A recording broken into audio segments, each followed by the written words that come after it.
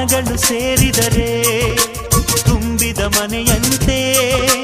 ಮನಗಳು ಸೇರಿದರೆ ತುಂಬಿದ ಮನೆಯಂತೆ.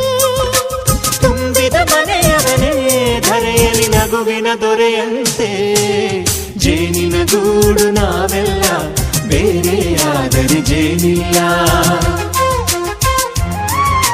ಜೇನಿನ ಗೂಡು ನಾವೆಲ್ಲ, ಬೇರೆಯಾದರೆ ಜೇನಿಲ್ಲ.